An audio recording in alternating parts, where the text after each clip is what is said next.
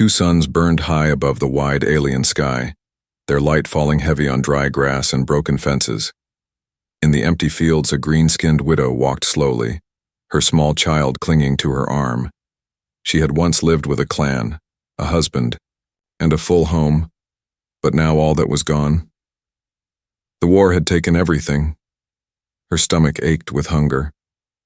Her child whimpered with weak cries. They had eaten nothing for 2 days. The widow's eyes searched the land again and again, hoping for some sign of food. Then she saw it, a human farm standing strong behind wooden fences. The barn looked full, the baskets near the fields spilled with golden fruit. Her heart beat fast. She knew the risk. Humans guarded their food. Humans hated her kind. If they caught her stealing, they would kill her without mercy. Still, her child's weak arms and hollow eyes pushed her forward. If she died tonight, at least her child would eat. The widow waited until the wind was strong. The dust rose, covering her movements. She bent low, sliding under the fence. Her hands trembled as she crawled into the field. The alien fruit smelled sweet. Her child reached for it, and she picked one quickly, pressing it into the child's hand.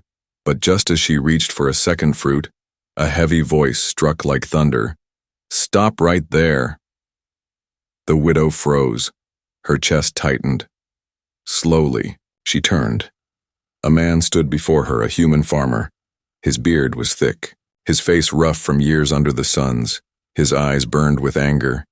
In his hand he held a weapon, its cold steel pointed directly at her chest. The child hid behind her. The widow raised both hands, one hand still holding the fruit. Her voice shook. "Please forgive me." The farmer stepped closer, his boots crushed the grass, his voice was harsh. "Thief, this is my land, my food. Why should I let you live?" Tears filled the widow's eyes. She wanted to explain, but no words came. She dropped the fruit from her hand. It rolled in the grass between them. Her child cried louder. The farmer's eyes narrowed. He lifted the weapon higher, ready to fire. The widow fell to her knees, her body shaking. She placed her arms around her child. She spoke in a broken whisper. "If you must kill me, then do it. But please, let my child live." For a long moment, nothing moved. Only the wind carried the dry grass in waves. The farmer looked at her, his weapon still aimed, his hand tightened. But then he stopped. Something in the widow's words held him. The silence grew heavy. The widow did not look away. She kept her arms around her child, waiting for death, but death did not come. The farmer lowered his weapon slowly. His eyes searched her face, her tears, her fear, her desperation. They were real. He spoke again, his tone lower now. "You steal to live." The widow nodded. "Yes. My child will die without food." The farmer looked down at the fallen fruit. He looked at the small child hiding behind the widow's arm. He felt the old pain inside his chest twist again. For years he had hated her kind. For years he had blamed them for his own loss, and now, here one was kneeling in his field, begging for mercy. He said nothing more. Instead, he reached into the basket by his side. He picked up another fruit and held it out. His voice was sharp. "Take it, but you will not leave so easily. Tomorrow you will work my fields." The widow's eyes widened. She did not understand at first. Her heart beat with fear and hope. "Work?" she asked softly. Farmer's eyes stayed cold. "Yes, work the land by day, and at night you will warm my bed. That is the price." The widow's breath caught in her throat. Shame burned inside her chest. She wanted to scream, to run, but her child clutched her arm, looking at the fruit in the farmer's hand. The hunger was stronger than her pride. She lowered her eyes and whispered, "I will do it." The farmer dropped the fruit at her feet. She picked it up and gave it to her child. The child ate hungrily, juice dripping down the small chin. The widow held her child close, her own stomach empty, but her heart full of fire. That night she sat alone in a corner of the barn. The farmer's shadow moved across the house. She did not sleep. Her mind repeated his cruel words again and again. Work the fields, warm his bed. She hated him. Yet she feared losing this chance to keep her child alive. Outside, the twin suns sank behind the hills. Darkness filled the land. The widow stared at the stars and whispered to herself, "I will endure, I will survive, even if I must give everything." The wind carried her vow through the quiet fields. The story of the hungry thief had only begun. The morning came with a red glow in the sky. The twin suns rose slow and heavy, spilling light across the farm fields. The widow sat outside the barn, her child sleeping in her lap. Her eyes were swollen from the night, but she did not cry now. She only stared at the land, wondering what fate waited for her. The farmer stepped out of his house. His boots hit the dirt hard. He carried a tool in one hand, a weapon still hanging. At his belt, his face showed no smile, no kindness. He looked at her like one might look at a stray animal. "Up," he said, his voice cut like a blade. "You will work today." The widow stood slowly. She placed her child in a safe corner of the barn with a blanket, then followed him into the fields. The grass, still wet with morning dew, brushed against her legs. She felt the sun's heat building already. The farmer pointed to rows of alien fruit hanging from the vines. "Harvest," he ordered, his eyes cold. "If you want food for your child, you earn it here." The widow bent down. Her hands shook as she pulled the sharp fruit from the vines. The spines cut her skin, leaving small red marks. She ignored the pain. She worked silently, her eyes fixed on the ground. Hours passed. The farmer watched her. He saw how thin her arms were, yet she did not stop. He saw how she flinched each time her hands bled, but still she worked. He began to feel something strange, a question in his heart. Why would she suffer this much if not for her child? When the sun stood high above, he finally spoke. "Come, rest." She looked at him with tired eyes, sweat shining on her green skin. She nodded and sat under the fence. He threw her a piece of dry bread.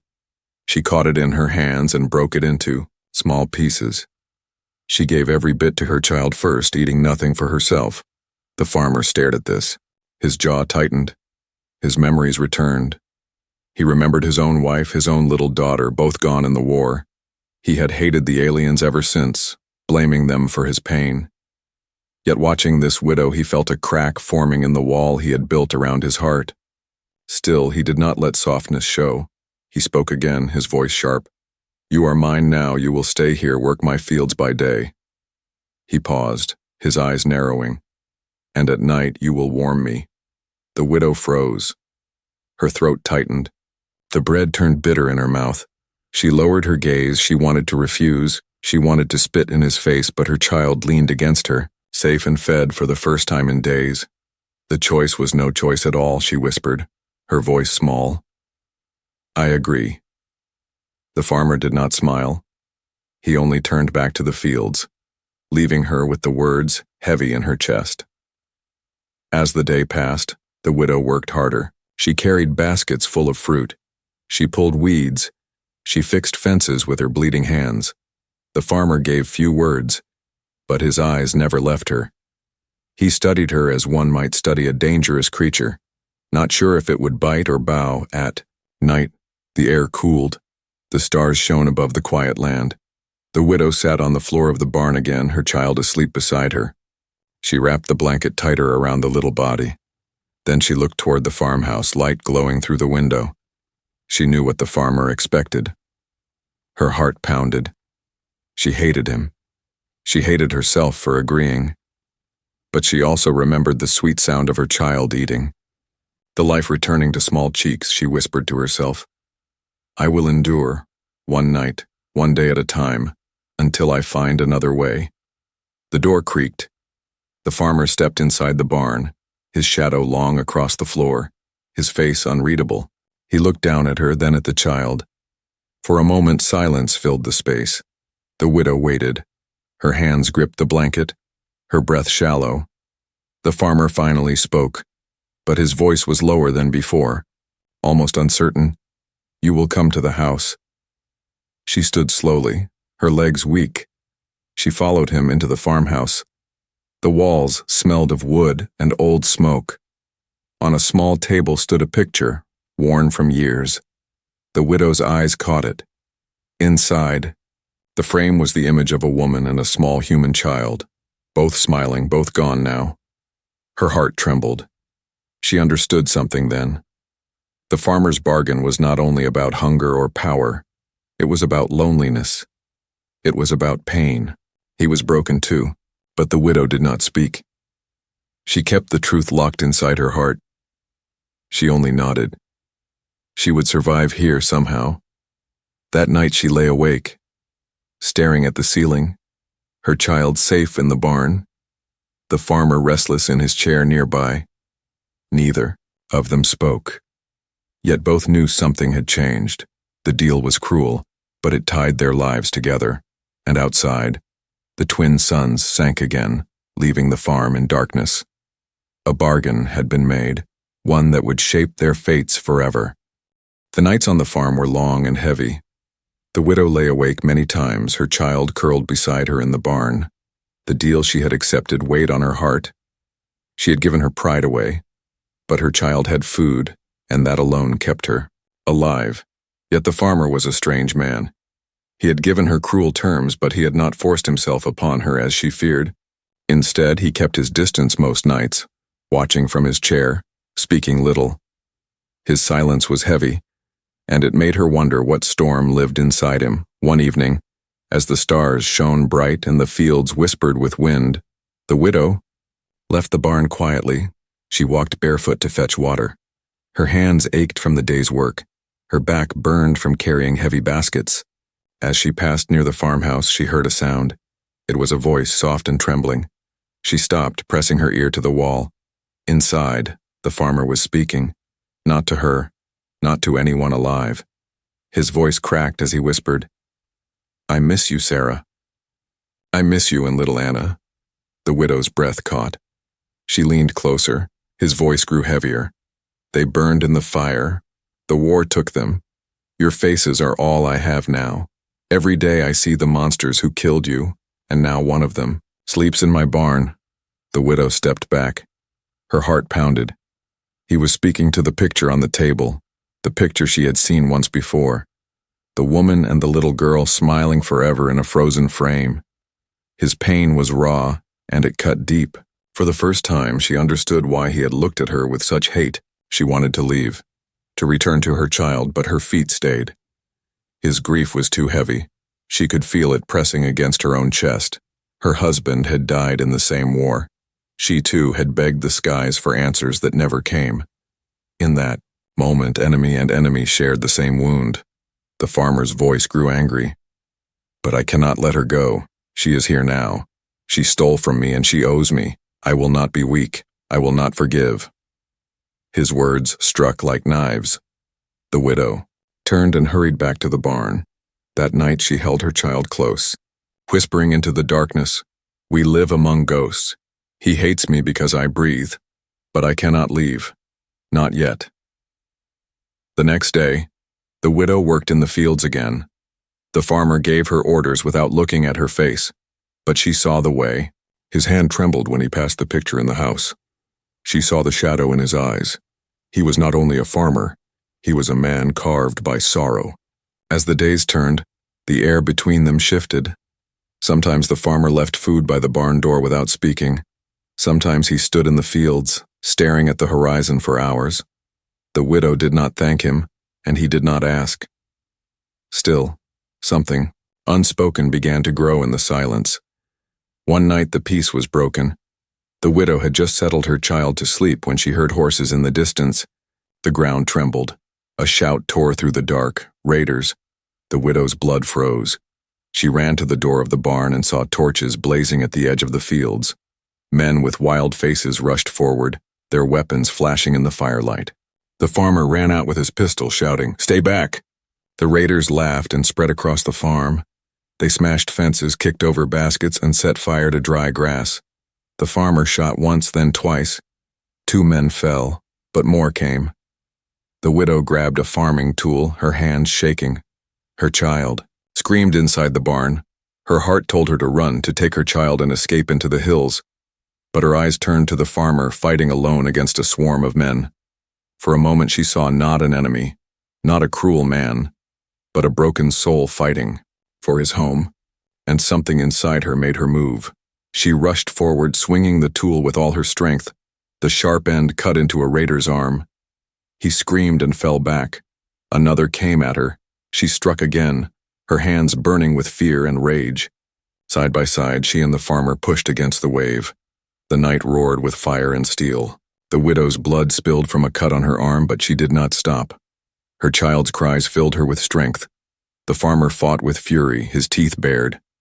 Together they drove the raiders back step by step until the men fled into the night, leaving smoke and silence behind. The widow fell to her knees, blood dripping down her arm. The farmer staggered beside her, breathing hard. For a long moment, neither spoke. They only listened to the crackle of fire dying in the fields. Then, the farmer looked at her, his face pale with shock. You fought for me." The widow closed her eyes, her body trembling. "I fought for my child, but I also fought for this place. If it burns, we burn with it." The farmer knelt beside her. He saw the blood on her skin, the fire in her eyes. His heart broke open. For the first time, he saw her not as a thief, not as an enemy, but as someone who carried the same weight he carried. He lifted her gently, his hands rough but steady. He carried her back toward the barn. The child rushed to her, crying. She held the little one close, her body weak. The farmer said nothing more.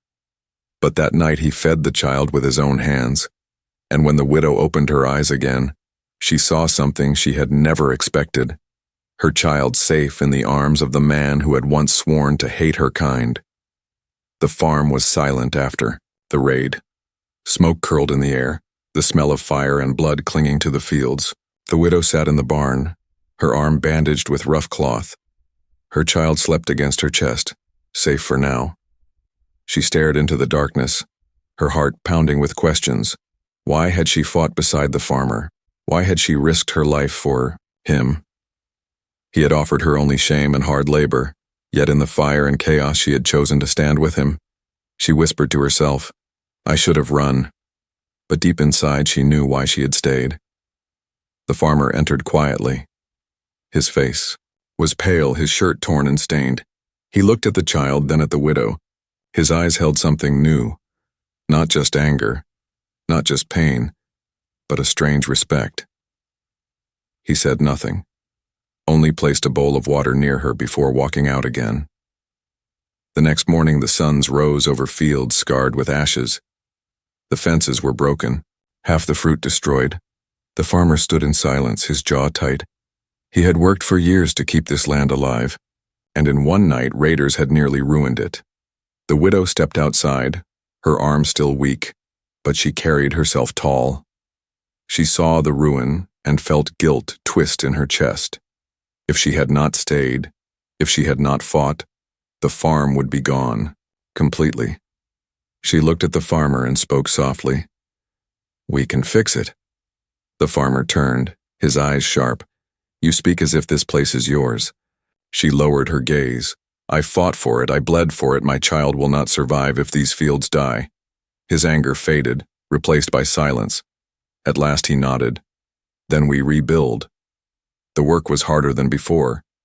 Together they lifted broken wood, repaired fences, and replanted where fire had burned. The widow's hands bled again, her skin scarred with fresh cuts, but she did not stop. The farmer worked beside her, his silence less heavy than before. As days passed, the child laughed again, running among the baskets.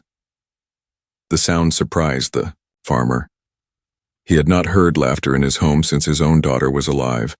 For a moment he closed his eyes, the memory almost too much to bear. That evening, as the sun sank low, the farmer sat on the porch with his pistol resting on his knee. The widow brought water to her lips, watching him carefully. She dared to ask, "Why do you stay alone on this land? Why not live with others of your kind?" His jaw tightened. His eyes stayed on the horizon. "Because they remind me of what I lost," he said. His voice was rough. "They look at me with pity. I don't need pity. I need silence." The widow lowered her eyes. She understood more than he thought. Her own people had cast her out when her husband died. Alone with a child, she had been nothing but a burden. Silence had been her only companion, too. That night the air was quiet. The widow awoke to the sound of footsteps. She rose quickly, fear gripping her. But it was not raiders. It was the farmer walking through the barn. He looked down at her child, sleeping peacefully. For a long time he stood there, his face unreadable. Then he knelt and gently adjusted the blanket over the small body. The widow's breath caught.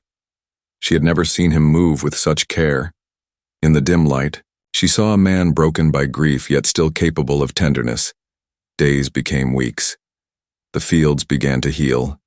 Green shoots pushed through burned soil. The widow worked each day beside the farmer.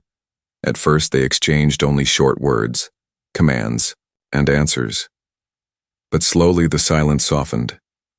He asked about her world, her customs, her husband who had fallen. She spoke carefully, not with full trust, but with honesty. In return, he told her of his wife and daughter. His voice trembled as he spoke their names, Sarah and Anna, his eyes wet though no tears fell. The widow listened, and her own heart ached with memory. For the first time she did not feel like a thief or a prisoner. She felt like someone who shared sorrow. But peace on the farm was fragile. Rumors began to spread in the nearby village. Humans whispered about the farmer keeping an alien widow on his land. Some called him weak, some called him traitor. And one evening, a rider appeared at the edge of the field. The man wore a soldier's coat, his face scarred, his eyes hard. He dismounted and approached with slow steps. The farmer recognized him at once, an old commander from the war. The widow froze, pulling her child close. The commander's voice was sharp as iron. "So it's true. You shelter one of them here." "Tuo." Farmer stood tall, his hand on his pistol. "She works my land, that is all." The commander sneered. "Don't lie to me. If you keep her, you betray your own blood. You betray the dead." The widow's heart raced. She could see the farmer's hand trembling on the weapon. His eyes burned with conflict. The commander's words cut deep. They were the same words that lived in the farmer's chest every day. The air grew heavy. The widow knew this moment would decide everything. Would the farmer cast her out to prove his loyalty, or would he stand against his own kind? The commander's voice rose. "Choose, old friend, the alien or your people." The widow pulled her child close, her heart ready for rejection. But then she saw the farmer's jaw harden. His voice came low, steady. "She stays." The commander's eyes widened. For a breath there was silence. Then he spat on the ground. "Then you are no brother of mine, and you will pay for this." He mounted his horse and rode off, leaving dust behind.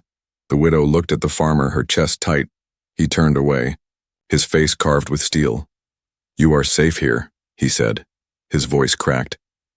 "As long as I breathe." And for the first time, the widow felt the weight of something stronger than a bargain. She felt the beginning of loyalty, the commander's. Visit left the farm in silence. The widow could feel the weight of his words still hanging in the air. She held her child close at night, afraid soldiers might come at any moment. The farmer walked the fields with his pistol always at his side. His eyes sharp, his voice quieter than before. But even with the fear pressing around them, life did not stop. The fields demanded work. The fences needed repair. The crops needed care. The widow and the farmer moved side by side, their hands touching the same soil, their sweat falling on the same ground.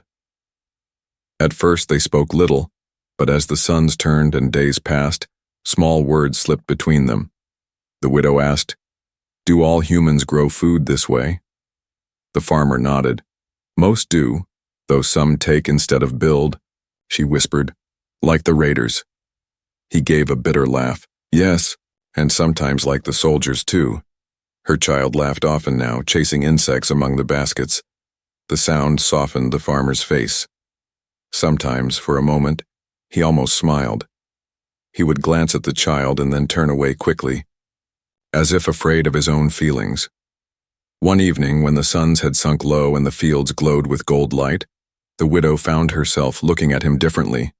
His shoulders were broad from years of labor, his face rough and scarred, but there was strength there, not only in his body but in his silence. He was not handsome in the way her husband had been, but he carried a weight that made him strong. She told herself it was foolish. He was human, he had threatened her. He had made her bargain away her pride. Yet when she remembered the way he stood against the commander, refusing to let her be taken, her heart trembled. The village whispers grew louder. Men and women from nearby farms began to pass by. Some stopped at the fence, staring. Some spat insults, calling her a parasite, a thief, a stain on human honor. The farmer stood between her and them, his pistol resting against the wood, his voice cold, "Get off my land." They left, but the poison of their words lingered. The widow wanted to tell him to send her away. She wanted to say, "It is easier if I go." But when she looked at her child, eating well, sleeping safely, she could not. And when she saw the farmer's back as he stood guard at night, she could not either. One night the stars burned bright and the air was cool. The widow lay awake in the barn. She heard footsteps again, not raiders, not soldiers, but the farmer. He entered quietly. His eyes met hers. For a long time they said nothing. At last he spoke, his voice low. "They will not stop. The commander will return. The others will judge. You should know what it means to stay." Her chest tightened. "I know," she whispered. "They already hate me. I am used to it." He looked at her child, asleep in blankets. "But they will hate me too. They will call me traitor. They may take this farm. They may take my life." The widow felt her breath catch. She had expected anger, rejection, but not this honesty. She leaned forward, her voice trembling. "Then why protect us?" The farmer's jaw worked as if he fought with his own words. At last he said, "Because when the raiders came, you bled for me, and because every night I look at that picture of Sarah and Anna, and I remember loss. I see it in your eyes. Too, you carry the same wound." Tears blurred her vision. She lowered her gaze, whispering, "I offered to warm you because I had no choice, but now, I stay because I want to." The silence between them deepened. He stepped closer, his rough hand brushing against hers. For the first time, it was not command, not bargain, but choice. Her heart pounded. She felt fear and something more. Hope. The days that followed were different. They still worked. They still fought whispers. But there was a new thread tying them together. When he passed her a tool, their hands touched longer than before. When she laughed at her child's games, he allowed himself a small smile, but the bond was fragile. At the edges of the farm, shadows waited. The commander's promise still echoed. Soldiers could come at any moment. The villagers could rise in anger. The farm itself was a target. Still, in the small hours of morning when the world was quiet, the widow and the farmer stood together at the edge of the fields. The sun's just rising, the land glowing. For a moment it felt as if they had built something stronger than fear. Yet deep inside both of them knew.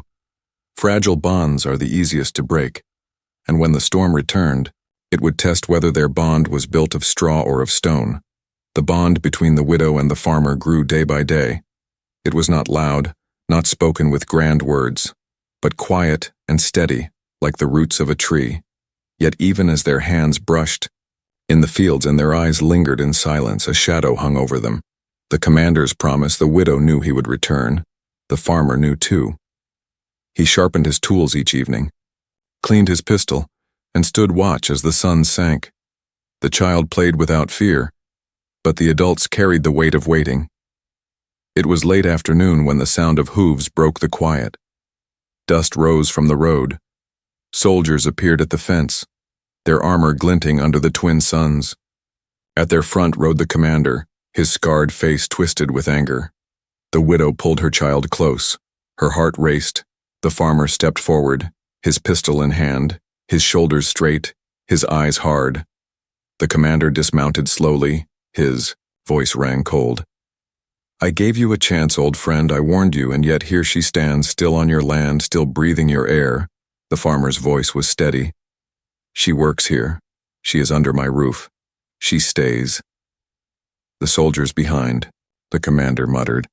Some sneered at the widow, one spat into the dirt. The commander raised his hand, silencing them. His eyes locked on the farmer. Do you understand what you are saying? You turn against your own kind? You spit on the memory of Sarah and Anna? The farmer's jaw tightened. He trembled, but he did not lower his weapon. Do not speak their names, he growled. You think I forgot? I live with that pain every day, but hate will not bring them back. The widow's chest tightened. She had expected him to break, to surrender her, in the face of soldiers, but instead he stood taller, his voice stronger than she had ever heard. The commander's eyes narrowed, his tone sharp. Then you are no longer one of us? You are nothing, an exile. The farmer did not flinch. So be it, he said. I will not hand her over. The widow felt her throat close. She had endured shame, hunger, and fear, but no one had ever chosen her. Not since her husband's death, and now here stood this man, ready to lose everything to protect her and her child. Tears filled her eyes. The commander spat in disgust. He turned his horse, his soldiers followed, but his voice carried back across the fields. Enjoy your farm while you can. It will not last. When the dust cleared, silence fell again. The widow dropped to her knees, holding her child tight. The farmer lowered his pistol slowly. His face was pale, but his eyes burned with fire. That night, the widow could not sleep. She sat in the barn, staring at the stars. Her heart twisted with fear and gratitude. She whispered, Why do you risk this for me? The farmer's voice came from the doorway, low and tired. Because I am already a ghost. I lost everything, and I walked through life empty. But when you came, I saw someone else carrying the same pain, and I could not turn away. She rose slowly, her steps soft. She looked at him, her eyes wet. I offered myself before because I had no choice. But now, I want to stay. Not because of hunger, not because of fear, but because of you. The farmer's breath caught. For a long time he said nothing. Then he reached for her hand, his rough fingers closing around hers. It was not a bargain now. Not a command. It was a promise. Days passed. The whispers from the village grew sharper. No one visited the farm anymore, but shadows lingered at the edges. Soldiers might return, raiders might strike. Yet inside the fences, the widow and the farmer worked as one. The child laughed and played. The land healed under their care. And each night they sat together, not as captor and prisoner, not as human and alien, but as two broken souls who had found a fragile light. But the widow knew the storm was not over. She saw it in the farmer's eyes too. They had chosen each other. They had chosen loyalty over safety. And such choices always demanded a price. One evening, as the suns painted the sky in fire, the farmer spoke softly. They will come again. Stronger, they will not forgive me for standing with you. The widow's voice was steady. Then let them come. We will stand together. He looked at her, surprised by her strength. For the first time since the war, he allowed himself a small, real smile, and as the stars rose, the widow felt something she had not felt in years. Not just survival, not just endurance, but belonging. Yet far away in the dark halls of power, the commander sharpened his plans. And soon the fragile piece of the farm would be tested in blood once more. The suns rose heavy and red. The air smelled of dust and storm.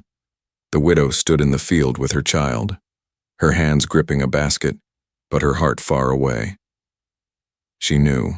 This piece was thin like glass, and soon it would shatter. The farmer walked the fence line, his pistol at his belt, his face hard. He had spoken little since the commander's last visit, but his eyes carried fire. He knew what was coming. The army would not forget. The village would not forgive. That evening, as the sky darkened, the sound of marching feet reached the farm. Torches lit the horizon. Soldiers approached in rows. Led by the commander himself, his voice rang across the land, cold as iron. This ends tonight. The widow pulled her child close. Her body shook. She whispered, Stay in the barn, do not move. She kissed the small head. then stepped out into the open. Her heart raced, but her eyes stayed steady. The farmer joined her, standing at her side, his pistol raised, his voice low. "Stay behind me." But the widow shook her head. "No, we stand together," the commander sneered, his voice loud. "Hand her over and we will spare you. Refuse and you both die as traitors." The farmer's jaw tightened. His voice rang out strong. "She is under my roof. She stays if you want her, you must take us both." The soldiers muttered. Some shifted, uneasy. The widow saw doubt in their eyes. She stepped forward, lifting her chin. Her voice carried through the night. "I was a thief. I was nothing. But here I found life. I fought raiders. I bled for this farm. If you call me enemy, then you are blind to truth." The commander's face twisted with rage. "Lies," he shouted. "She is a monster, and you are blinded by weakness." He raised his sword. "Take them." But before the soldiers could move, voices rose behind the fence. The neighbors had come, men and women from nearby farms. They carried tools, pitchforks, and torches, their faces grim. One stepped forward. "We saw her fight when raiders came. We saw her save him. She is no monster." Another voice joined. "If you want her, you will take all of us too."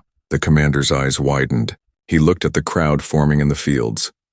The soldiers shifted again, uncertain. They had not come to fight their own people. The farmer lowered his pistol slightly, his voice steady. "You see, Commander, hate cannot plow fields. Hate cannot raise children. Hate cannot feed the hungry. She is not my enemy. She is my family." The widow's heart swelled. Tears filled her eyes. She had come to this farm as nothing but a thief. Now she stood with people who called her their own. The commander's rage broke. He spat into the dirt, his voice sharp. "You are all fools. When the greater war returns, your kindness will kill you." He turned his horse. His soldiers followed, their steps heavy with doubt. Soon the night swallowed them. Silence filled the farm. The neighbors lowered their torches. Some nodded to the farmer, some to the widow. They left slowly, their message clear. She was no longer alone. The farmer turned to her, his face tired but his eyes soft. "It is done," he whispered. "They will not dare return soon." The widow shook her head. "No, it is not done. The war is never done. But tonight we live, and that is enough." She reached for his hand. He took it, rough and warm. For the first time, no bargain tied them, no command bound them. It was choice, pure and fragile. Days turned to weeks. The fields grew green again. The fences stood strong. The child laughed. In the sun, chasing insects among tall grass. The farmer and the widow worked side by side, their bond no longer hidden, no longer shame, but quiet strength. One morning, as dawn broke over the horizon, the widow stood in the field, her child. At her side, the farmer joined her, his eyes on the sky. The suns painted the world in gold. The land looked alive again. The widow whispered, "When I came here, I was nothing. I had nothing. I stole because hunger left me no choice. I thought I would die here." She looked at the farmer, her voice trembling. "But instead I found a field, I found a home, and I found you." The farmer's eyes softened. He bent down, his forehead touching hers, his voice quiet. "And I found you." The child laughed and ran through the grass. The suns rose higher. The scars of war and loss remained. But in their place grew something new. It was not just survival. Anymore, it was love. And on that farm, under the twin suns, a thief, a farmer, and a child built a new dawn,